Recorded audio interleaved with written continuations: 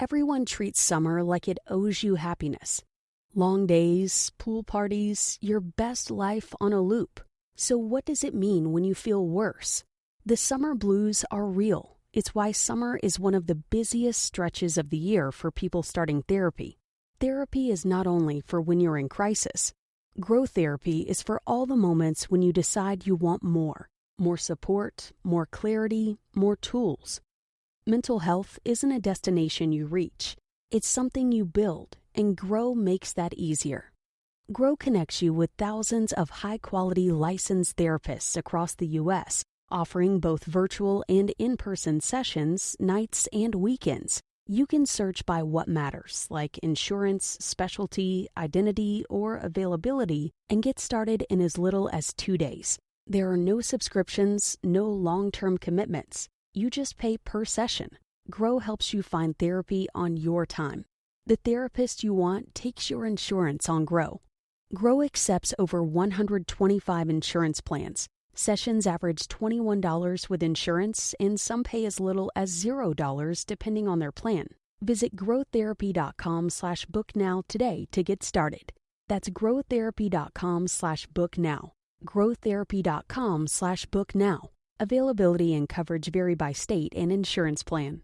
If your fashion wish list lives rent-free in your brain, you need to be on Poshmark. With Poshmark, you're shopping millions of listings from thousands of closets, each curated by someone with their own style. Vintage finds, designer pieces, and everyday staples all in one place. Search for your favorites or let the discovery come to you. Poshmark makes it easy to find what you actually want to wear at prices that feel like a quiet win. Download the Poshmark app today and use code PODCAST10 when you sign up to get $10 off your first purchase. This is episode 436 of That Shakespeare Life. Hi, I'm Bethan Watts, author of Inside the Tudor Home, Daily Life in the 16th Century. Another great method for studying the life of William Shakespeare includes listening to this.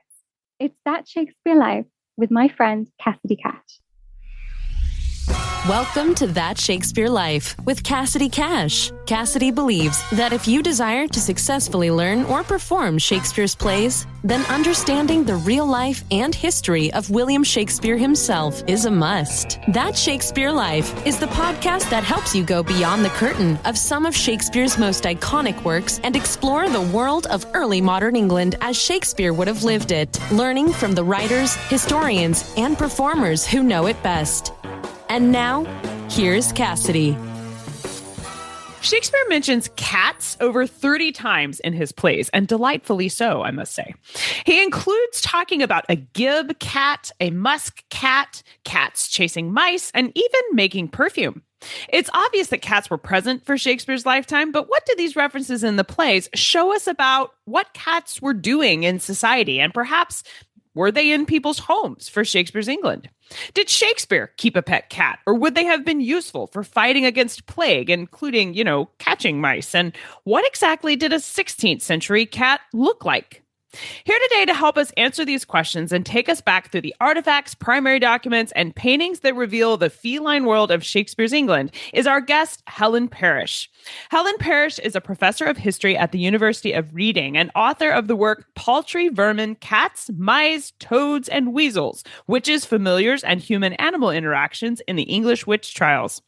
Helen's work focuses on cats as a witch's familiar, but her research looks further into the details about how cats lived in the 16th century. And today she's here to help us explore cats for Shakespeare's England. Before we get started today, remember that members of our show can access insider extras, including paintings, woodcuts, maps, and primary documents that illustrate what we're discussing, and you can see them and scroll through all of them while you listen to the show if you join us on Patreon at patreon.com/thatshakespearelife. You can also click any of the membership buttons available in our show notes for today's episode. And now, let's dive into the history. Hello, Helen. Welcome to That Shakespeare Life. Oh, hello, Cassidy, and I'm delighted to be with you this afternoon. Plague was a constant battle in Shakespeare's lifetime, and vermin like rats were, of course, the harbingers of this plague. For the 16th century, how were cats involved in the relationship to plague? Were they also considered carriers of disease, or were they helpful in the sense that maybe they were chasing off the rats? That's a really interesting question to get us started, not least because it's one that probably invites a variety of answers. At the most simple level, because bubonic plague was poorly understood and it was hard to find a full explanation of how it spread, it was easy for physicians and for others seeking to ward off the disease to view cats and occasionally dogs as the carriers or even the cause of the disease. And that meant that a solution presented itself. Get rid of the cats and the vermin, and the scale of the problem would diminish. That sounds gloriously simple. So even if the hunting instinct of cats made them the ideal form of vermin control, cats were still being presented as potentially a risk to human health. We see 17th century physicians suggesting that even the breath of a cat could have a poisonous effect on the lungs of humans. We know that cats and dogs, and we're talking today about what we would probably call strays, given the small number of domesticated animals in this period. We know that cats and dogs were often killed during outbreaks of plague, including during the Great Plague of London in the mid-17th century, in an attempt to control the spread of disease. So with people unable to fully explain how the disease spread, we can start to see how it is that animals start to be blamed for the hardship, the suffering, and the risks involved. This is not just 16th or 17th century phenomenon. As you and your listeners may be aware, as Black Death swept across Europe in the mid-1340s, cats were often killed because they appeared to be maybe a symbol of the devil or doing the devil's work. Pestilence, suffering were inflicted on humanity by these demonic forces, sometimes by felines, sometimes by heretics. Cats, particularly black cats, seem to be the embodiment of that sense of evil and bringers of misfortune. Pope Gregory IX makes a direct reference to the role of cats in spreading the plague, fueling this fear that translated into the caricature of cats as pests, as carriers of disease, the agents of the devil, and perhaps we'll come back to that later. But by disrupting the ecosystem and without a means of controlling the spread of the plague through the rat population and the fleas living on their backs, we continue to see this sort of area of tension and I suppose mutual accusation that comes through. Is it to do with the cats? Is it to do with the rats? Is it to do with God? Is it to do with the devil? Some of the references that we see in, say, Shakespeare's plays to cats position them very much as this caricature of the unwelcome, the uncontrolled, the unwanted. If you're familiar with, say, A Midsummer Night's Dream, Lysander calls Hermia, thou cat, thou burr, vile thing. Falstaff insists he's as vigilant as a cat to steal cream. But despite all this, there's a recognition that cats have their uses. Once, for example, the harvest had been gathered, and cats continued to be deployed to control and to reduce the vermin population, which, if left unmanaged, these creatures could all too easily work their way through entire grain stores. So I think you're right in your question to see this sort of intersection between cats as a hazard, cats as a risk, cats as the harbingers of suffering, and cats who really have the potential to fulfill a useful function in late medieval and early modern society. So highly suspect, but also occasionally unnecessary evil was sort of the pet vision there. Now, well, you mentioned that there was a small percentage of pets that did end up getting kept domestically. And so were cats ever kept as pets? Did anybody in the 16th century have a pet cat? Some did, but we're probably looking at a small number, or maybe more correctly, a small number of well-documented cases. So there's very little evidence until the 15th and 16th century that cats were widely kept as pets. So from that, maybe we want to assume or intuit that most of the cats are leading what we would probably see as a feral existence. Of course, the information that we have about cats as pets is only as good as the evidence that presents itself. We might want to think about what a pet actually meant in the early modern period. And a good starting point would probably be the seminal work of Keith Thomas, publication called Man and the Natural World, and in which he offers tremendously exciting, energetic insights into the relationship between humans, nature, and animals. But he also sets out a definition of what he thinks a pet means in this period. And he has three characteristics. One is a pet is an animal that is kept indoors, so they're not roaming free outside entirely. And it's an animal that's not used for food, as in nobody is eating them. And it's an animal that is given a personal name. So we've got these three components that Thomas argues make an animal a pet rather than just an animal that happens to be living among humans.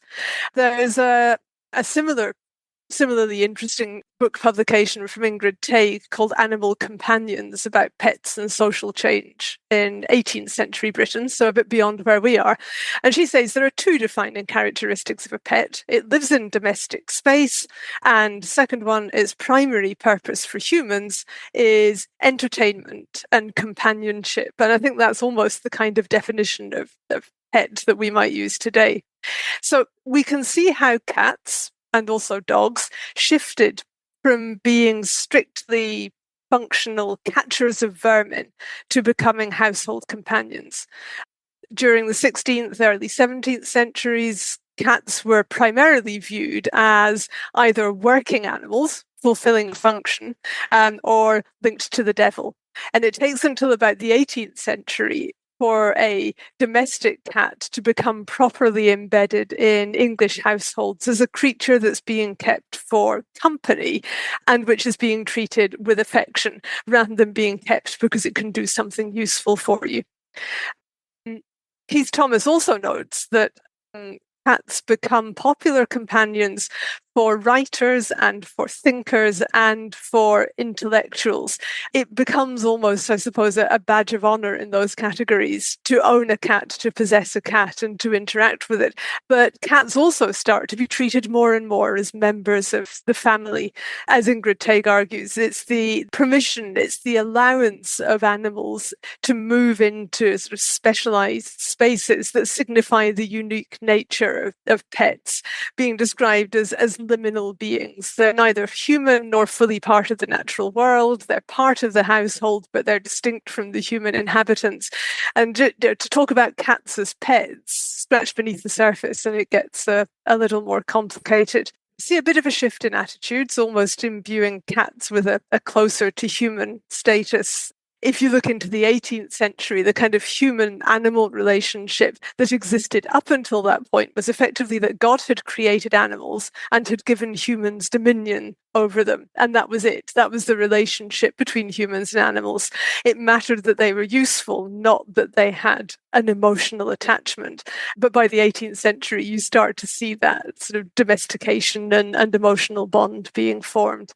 Some quite nice examples of pet keeping in England, if you're interested, more often evident in the royal courts. Richard II, so we're talking 1377 up to 1399, kept a pet greyhound, kept it on his bed, much to the shock and horror of others who felt this was unhygienic and potentially medically problematic.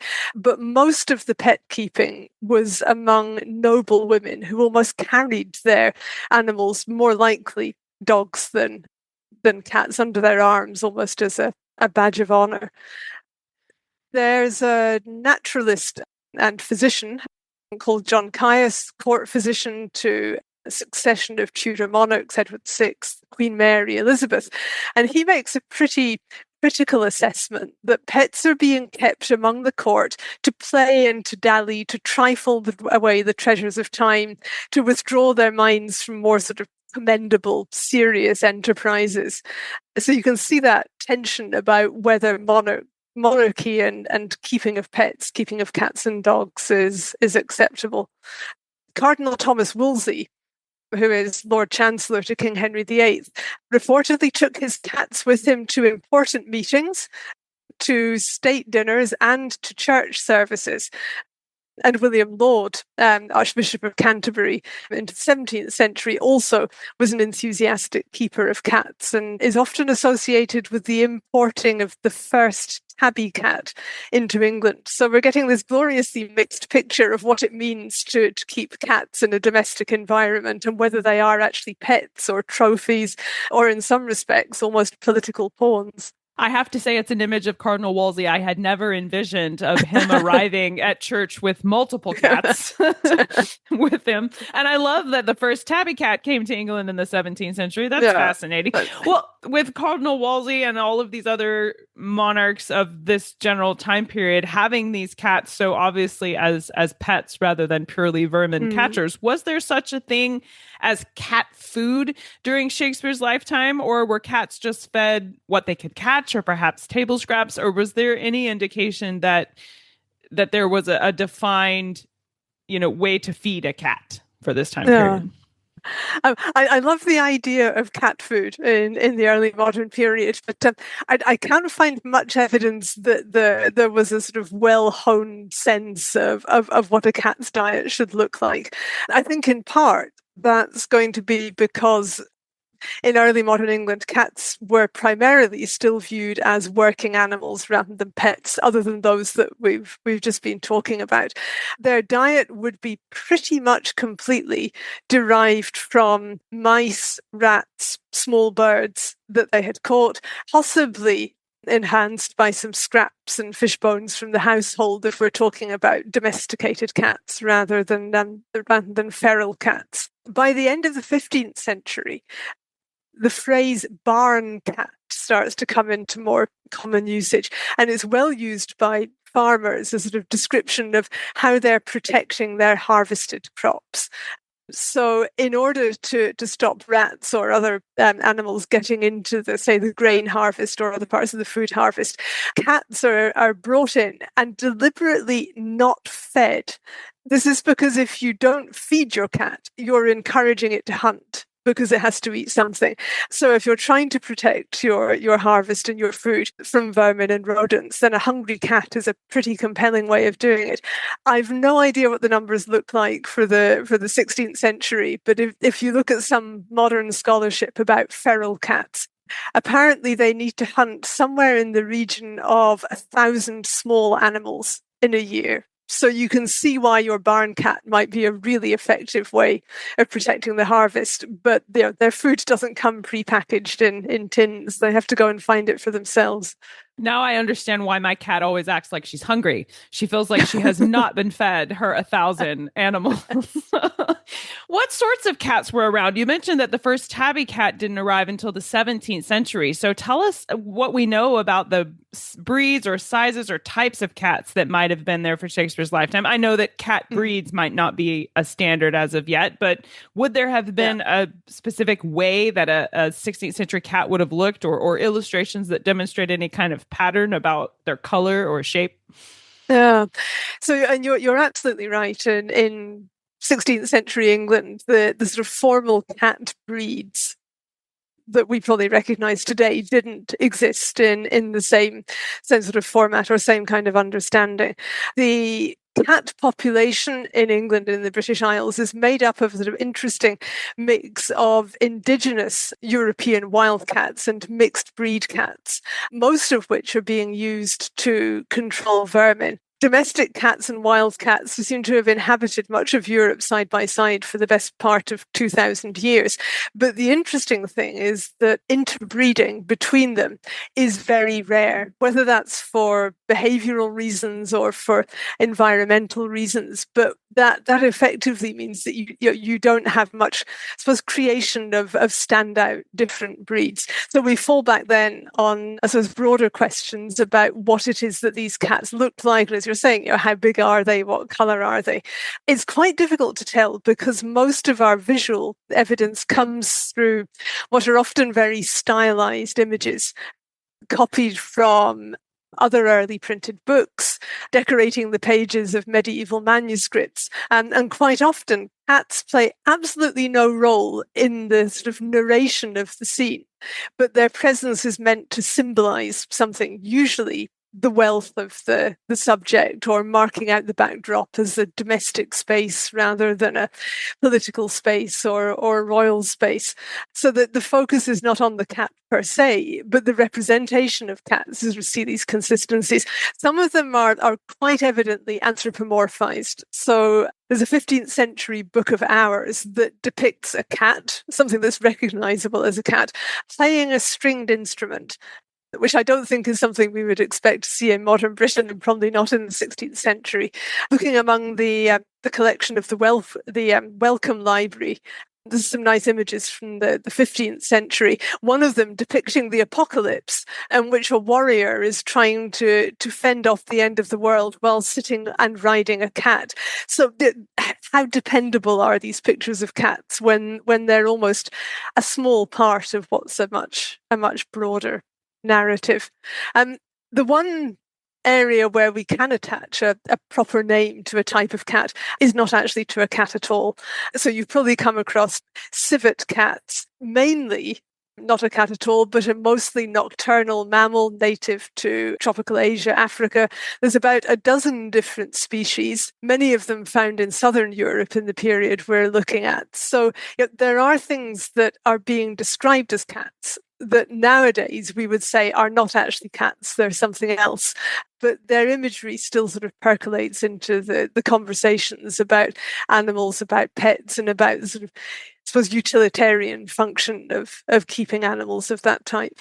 I would love to think that some of these illustrations showing up in manuscripts that are otherwise unrelated to cats would have to do with the person writing it or drawing it having a cat there to influence them, or that maybe they were doodling over to the side while they're thinking about what they're drawing. I definitely think that a cat will play a role in saving us from the apocalypse. At least that's my cat's opinion of herself. So that one, I think any cat owner identifies with that picture. But I know that dogs were given particular jobs, but you've mentioned a couple of times that cats were seen as something that had a vocation alongside humans for the 16th century. And I know we referenced the idea of barn cats catching mice, and that one was probably on our minds as something we would have jumped to. But are there any vocations for cats that we might not have realized a cat was doing for the 16th century? There's some quite interesting things in there, and actually they continue, I suppose, well beyond the period that we're looking at into, I suppose, the modern culture around cats. What we know is that cats had not been selectively bred or regulated by humans to the same extent as dogs had been. So you can see the sort of evolution of different breeds of dogs, whereas cats, there's not that attempt by human owners or those who are sort of using cats for a particular purpose to try and breed them to be more effective at what they're doing.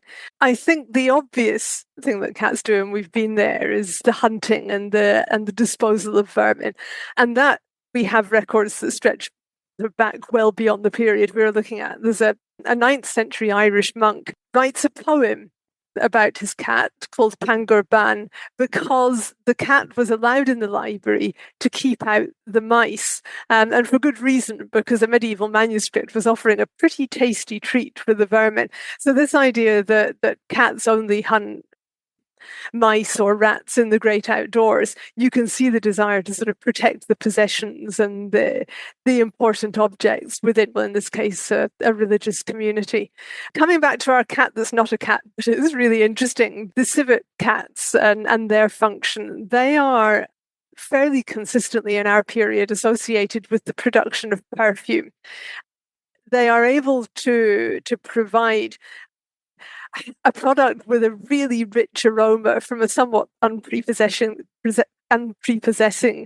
yellowish paste, which is secreted from their perineal gland. So the cat is using a pheromone, civetone, to mark its territory, but the smell of it is making it something that's, I think, attractive for use within the perfume industry.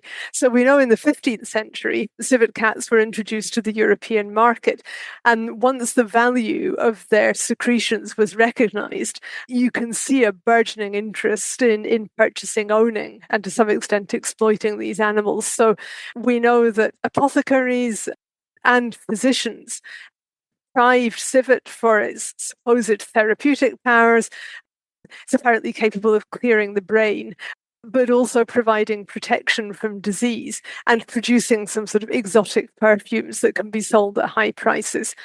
Civet farms spread widely across Europe in the 17th century, and some of that's also going on in England. In London, the merchant John Barksdale has his own farm in Newington Green, which is host to 70 civet cats, and all of whom are producing this paste that can be used by others. Pope Leo X, who dies in 1521, he had an absolute menagerie. It was now the Vatican that included civet cats. And his own papal artist, Giovanni Derduni, painted these civet cats onto the walls of his residence almost as a badge of honour. What were cats like? What might get them get a job? Edward Topsell, who is an English churchman and naturalist, described a cat this way. He said it was a gentle and tractable creature, and was sold for £8 of English money, which was in French 24 crowns, or in florins 40 and 8. So these cats are trading at a fairly expensive price. But these seem to be the three areas in which the work that cats do almost clusters in the medical sphere, in I suppose the perfume sphere, and also just in this sort of accumulation of wealth and benefit from trading in these animals.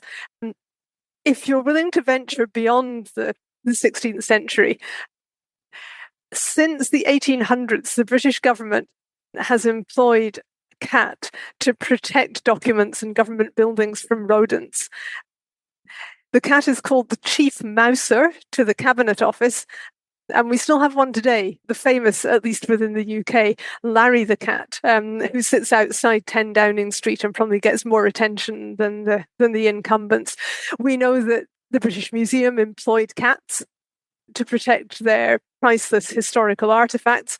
They paid the cats in cash, giving them a salary of 1.5 pence per day. Not quite sure what the cats do with that. And more importantly, daily fish rations. The other, I suppose, slightly unusual career for a cat is in military service.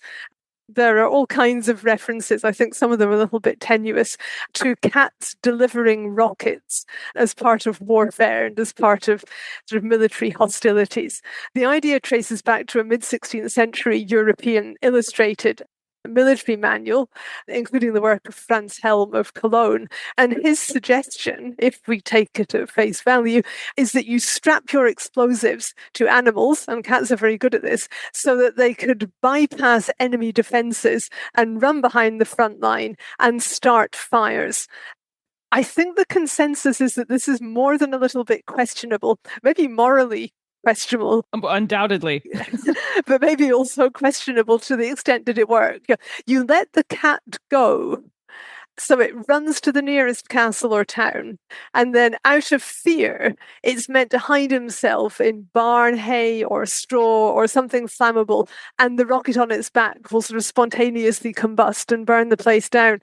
I was thinking aloud about this the other day, and came across a reference from a scholar who's looked at some of these books and said that there is really nothing to prevent the cat running 10 meters down the road and then coming back and setting its own military forces so on wouldn't fire. that just be like a cat? You had one job. Oh my gosh. We actually take an in-depth look at this manual and the cats being used as military rockets in an episode on YouTube. If you're a big cat fan, it may be a little upsetting because they do tie the rockets to the cats, but I'll link to that in the show notes for today if you'd like to explore that particular cat job a little closer.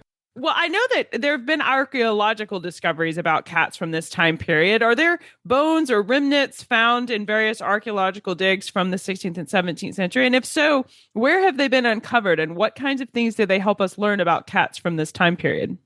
Yeah. So the evidence is not extensive, but there are still some quite interesting finds.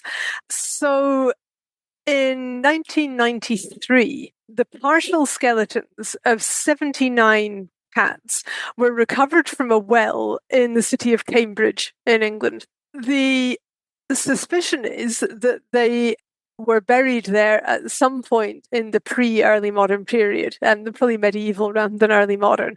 The animals, and I apologize to you and to your listeners, the animals had all been killed by having their throats cut and then had been skinned and dismembered for what potentially involved consumption by the members of the town, the inhabitants of the town. Is not 100% proven, but I think the interest in their fur would probably indicate that the very young adults and juvenile cats that were buried were probably being killed for their fur rather than for I had any never other even for any other reason. considered that they might have eaten the cats. Oh my gosh. Well, the cats as food model is not entirely unique to this. So in a site on the high street in the town of Colchester, which is in Essex, so on sort of east edge of the south of England, abundant numbers of cat bones were dug up as part of a broader archaeological dig. Okay. And they were interpreted as dating from the starvation conditions of the 1648 siege of Colchester during the British Civil Wars. Now, were they buried because there was simply nothing for them to eat and they died, or were they buried because they were the only food that was available, so that their carcasses were harvested and then the bones were buried? I think the jury is unclear on that one, but it's an indication of the extent to which people will go in pursuit when you're starving, of what the basic human need is. There's a couple of other places in England where cat bones have been excavated in collections. I think one cat, you just imagine someone's buried it, but where there's a whole group of them, that gets the archaeologists thinking. So in Middleton Stony, which is a small village in Oxfordshire, but also in Southampton, which is a seaport, I think there is an emerging consensus that, again, most cats that are involved in these mass burials were effectively young cats, juvenile cats. And I suppose they're carefully managed and carefully executed if they need to be. Can I ask, or can we talk about mummified cats? I was hoping you were going to mention this. Yes, because we did an episode on mummified cats, and I was wondering how that was different from what these archaeological records that you just mentioned. So please share with us what you've uncovered about that. So I think you've probably been talking to people for whom sort of mummified ritual protection is more of their intellectual mainstream than me. But the purpose of mummifying a cat and perhaps storing it in a bottle or somewhere else is effectively to protect a building from evil spirits, from illness, from witches, and long-standing issue, the long-suffering rats who find themselves pursued by cats in houses. There's bits and pieces of evidence of such practice, often in the form of witch bottles. So bottles that would be filled with what on the face of it look like a random selection of items: nails, hair, coins, shoes, similarly. And the collection of these objects and their positioning in these so-called witch bottles is meant to be able to ward off witchcraft and malign intent from the house and household. There's one archaeologist who suggested that actually the mummified cats that are being found and exposed often during building renovation projects had quite possibly been bricked into the walls to act as a form of prosecution against vermin, whether that's physical in the form of mice and rats, or whether it's because of the nature of the animals that are potentially trying to get into the house, or perhaps as a means of sort of sympathetic magic. If you harm a cat, if you harm a rat over here, you're potentially causing harm to other rats. More plausibly, and maybe your cat's like this, they're perfectly capable of finding their way into the tiniest little crevices. So it may well be that the mummified cats that are found within walls got themselves there through curiosity rather than being put there as a sort of performative act of ritual magic. We've talked previously on the show about cats being known as a witch's familiar, which I know is sort of the focus of your publication in particular. So I don't want to leave the discussion of cats without having you explain for us what a familiar is and why cats were specifically associated with witches for the 16th century. Yeah, possibly. And we've come across this before in this conversation. The independently minded cat, that's a stereotype of the cat, had the potential to create genuine anxiety because its independence, it's sneaking out at night, is going wherever it wants to, and is often disobedience in the face of instruction from its owners or keepers, is seen to be inverting the natural order. So animals were created by God and they were put under the dominion of mankind, man being made in God's image. So the idea then would be that cats were somehow controllable. We know dogs can be tamed, we know horses can be tamed, but if we're thinking about cats, have you ever used the phrase, it's like herding cats? Oh, absolutely. To describe something that's impossible. There is a reason for that. But the concern is that if a cat can outwit a man, then it must be being helped by something, and maybe it's being helped by the devil. How that feeds into discussions about familiars. A familiar is not a pet, although sometimes it's treated as one. Neither is it a fairy, although there are some really quite striking parallels between English familiars and Scottish fairies, fairy beliefs providing this structure of sort of shared thinking with the mental image of the witch's familiar and the position of fairies within Scottish storytelling. Rather, it's the servant of the devil that could appear in various forms. So there is no sort of standard, this animal must be a familiar. Familiars didn't exclusively appear as recognizable animals. They could appear as hybrid creatures, but most often they take the shape of the type of animals that people might encounter in their day-to-day lives. So flies, frogs, toads, bees, ferrets, birds, cats, dogs, hares. Familiars are not always cats. I know a lot of this visual representations will depict a witch's familiar as a cat, but people who are accused of witchcraft are often associated with that longer list of animals that we were just talking about.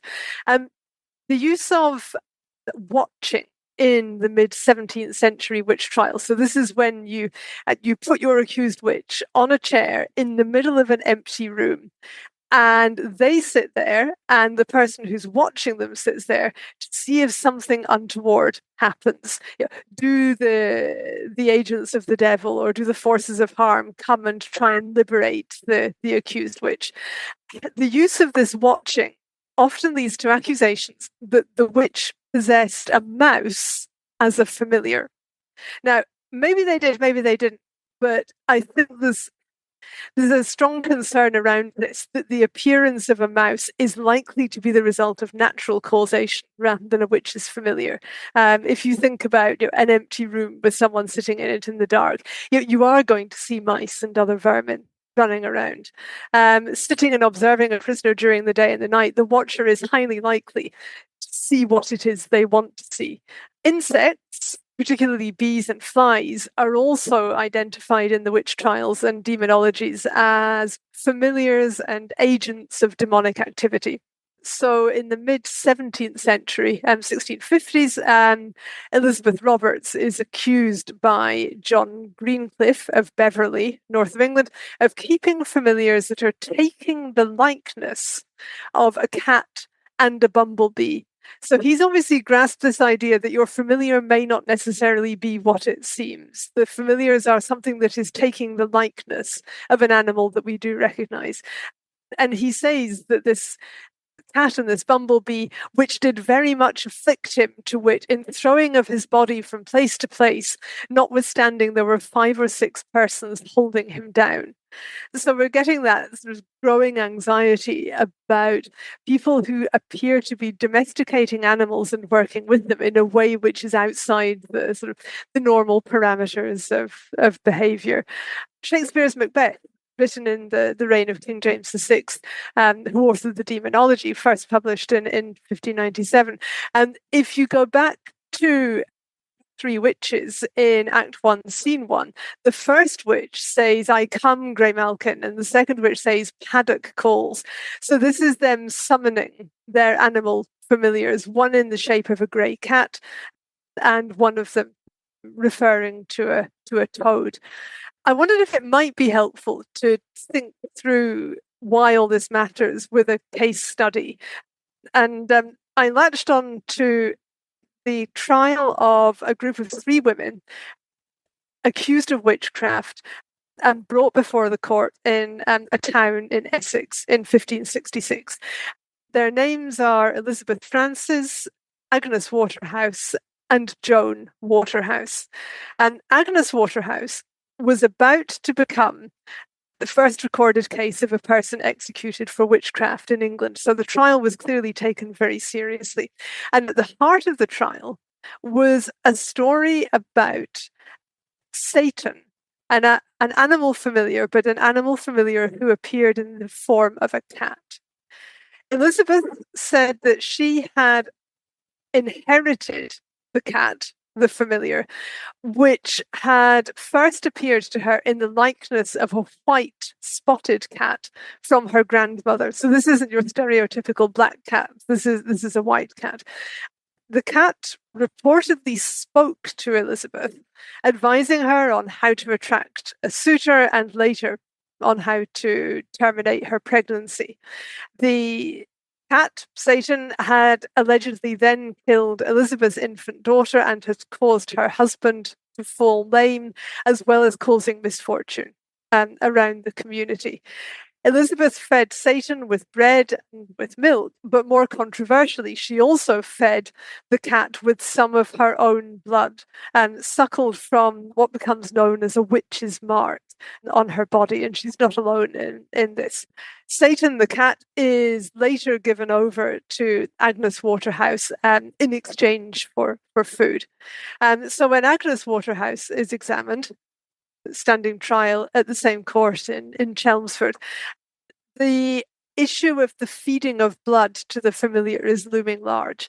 And Agnes describes how every time he did anything, the cat, for her, a demand was made for a drop of her blood. She would prick her body to release the blood and had done this sufficiently often that she was left with a permanent mark on her skin, which of course attracts the attention of those who are investigating the alleged accusation of witchcraft.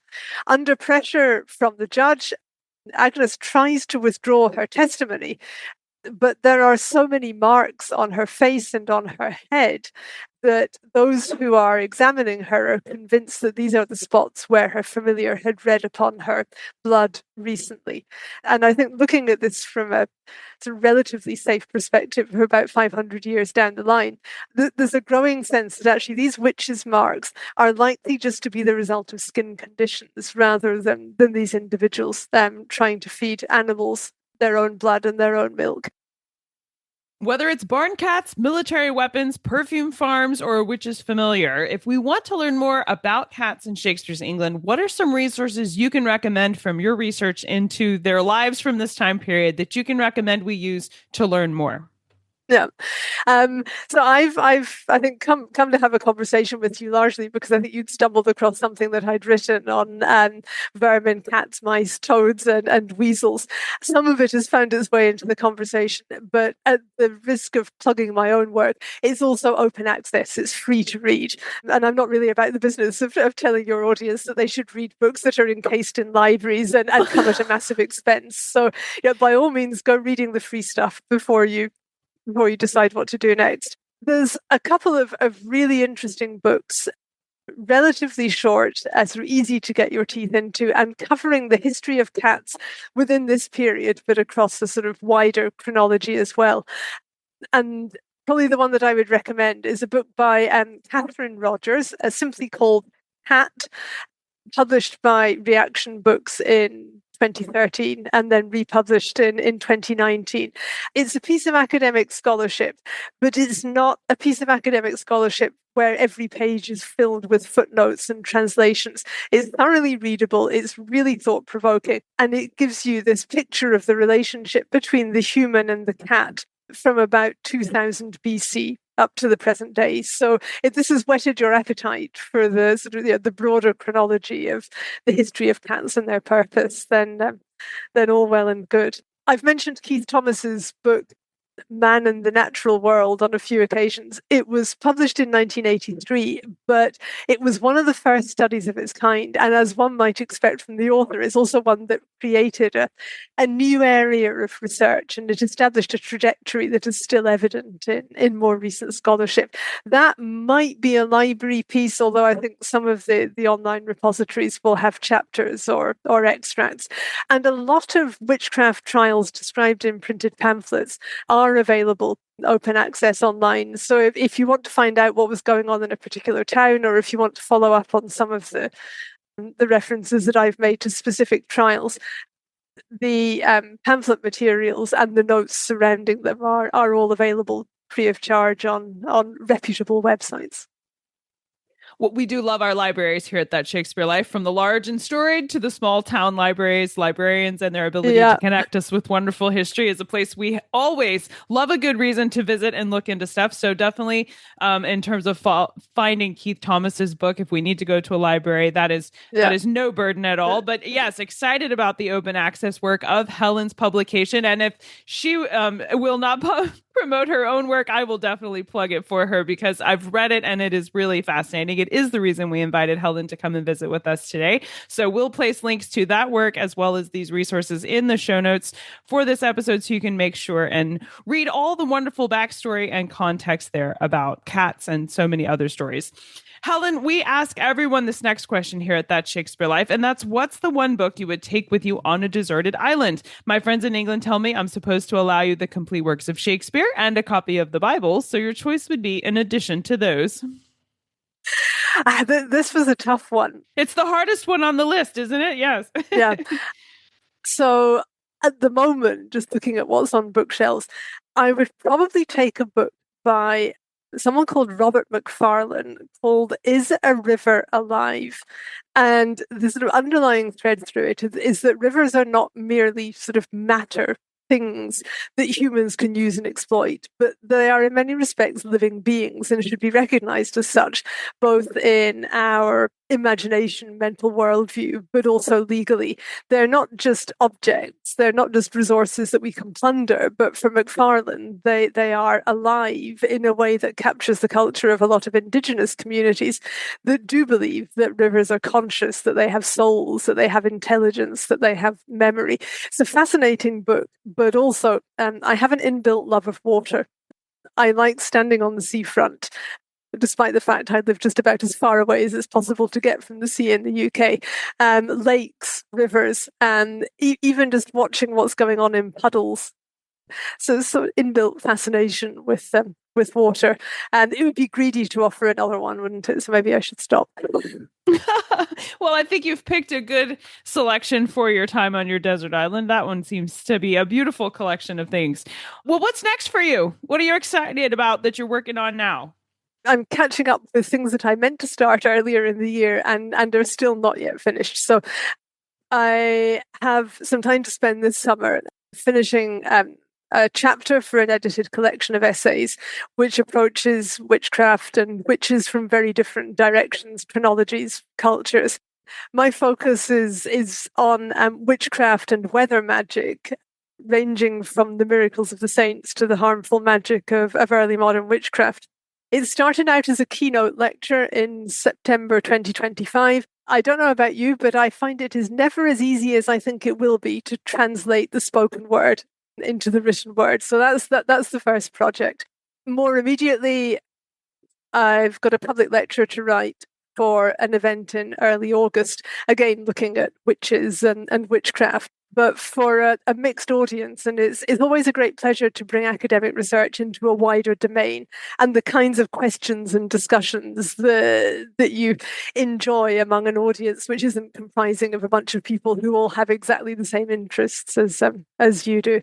And then the big project, should I ever get there, is looking at the place of insects in late medieval and early modern theologies. But that might be something I come back to in, let's say, the semi-middle distance.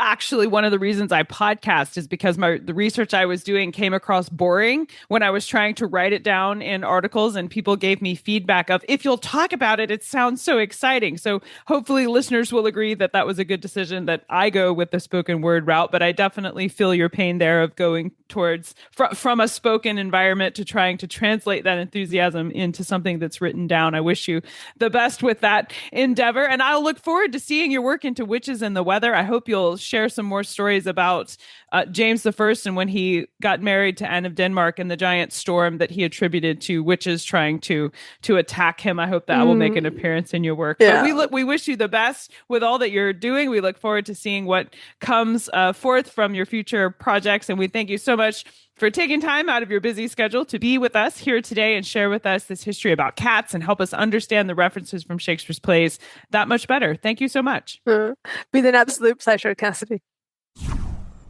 To add your voice to our conversation this week, be sure to visit our show notes. You'll find a place where you can leave your thoughts about the episode, as well as links to all the resources Helen recommends for you today, and links and more information on Helen herself and her works into Cats from Shakespeare's England. It's also where you can see links to related podcast episodes we have here from That Shakespeare Life, all about cats and what they were doing in Shakespeare's life. So check out all of these at CassidyCash.com/episode 436. That's CassidyCash.com/EP436. That Shakespeare Life is researched and produced by me, Cassidy Cash. Our audio engineer is Gary Mayholm. That's it for this week. Thank you for listening. I'm Cassidy Cash, and I hope you learned something new about the Bard. I'll see you next time. Bye-bye. Thank you for listening to That Shakespeare Life. As always, the best conversations happen after the episode over at CassidyCash.com. Become a part of a vibrant Shakespeare conversation by adding your voice over at the website. Until next time, remember, when you want to know William Shakespeare, you have to go behind the curtain and into That Shakespeare Life.